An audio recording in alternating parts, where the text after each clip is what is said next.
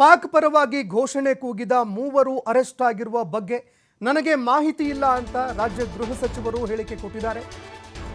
ನಮ್ಮ ಇಲಾಖೆಯವರಿಗೆ ನಾವು ಸಂಪೂರ್ಣವಾಗಿ ಸ್ವಾತಂತ್ರ್ಯ ಕೊಟ್ಟಿದ್ವಿ. ಪ್ರಕರಣದಲ್ಲಿ ಸಂಪೂರ್ಣವಾಗಿ ತನಿಖೆ ಮಾಡೋದಕ್ಕೆ, ಬಂಧಿಸೋದಕ್ಕೆ ನಾವು ಸ್ವಾತಂತ್ರ್ಯ ಕೊಟ್ಟಿದ್ವಿ. ಅವರು ಪ್ರಕರಣಕ್ಕೆ ಸಂಬಂಧಪಟ್ಟಂತೆ ತನಿಖೆ ಮಾಡ್ತಾ ಇದ್ರು. ಈಗ ಆರೋಪಿಗಳನ್ನ ಅರೆಸ್ಟ್ ಮಾಡಿರಬಹುದು.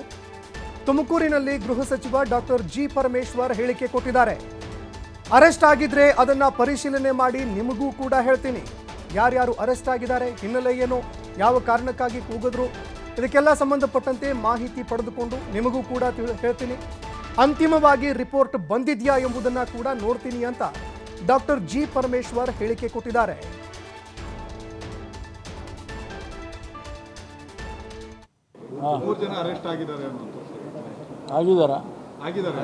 ನನಗೆ ಗೊತ್ತಿಲ್ಲ. ನಾನು ನಿಮ್ಮ ಜೊತೆಲೆ ಕೂತಿದ್ದೀನಲ್ಲ. ಅಲ್ಲ, ಅವ್ರ ಕೆಲಸ ಅವ್ರ ಫ್ರೀಡಮ್ ಕೊಟ್ಟಿದ್ದೀವಿ. ಅವ್ರು ಏನು ಕೆಲಸ ಮಾಡಬೇಕು ಪೊಲೀಸ್ನವ್ರು ಮಾಡಬೇಕು ಅಂತೇಳಿ ಫ್ರೀಡಮ್ ಕೊಟ್ಟಿದ್ವಿ. ಅವ್ರ ಕೆಲಸ ಮಾಡಿರ್ತಾರೆ.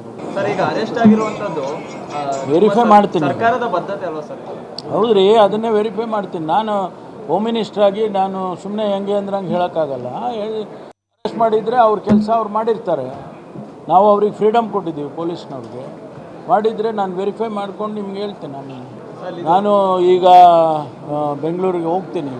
ಈಗ ಹೋಗಿ ಹೋಗುವಾಗಲೇ ಫೋನಲ್ಲೇ ಮಾತಾಡ್ತೀನಿ.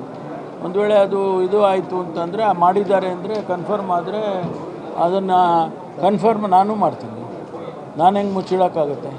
ರಿಪೋರ್ಟು ಅಂತಿಮವಾಗಿ ರಿಪೋರ್ಟ್ ಬಂದಿದೆ. ಅದರ ಆಧಾರದ ಮೇಲೆ ಅವ್ರು ಕ್ರಮ ತೊಗೊಂಡಿದ್ದಾರೆ. ಇದೆಲ್ಲ ನಾನು ಆಮೇಲೆ ಹೇಳ್ಬೇಕಲ್ವಾ? ಹೇಳ್ತೀನಿ. ಹಾಂ, ಆಗಿದ್ದಾರಾ?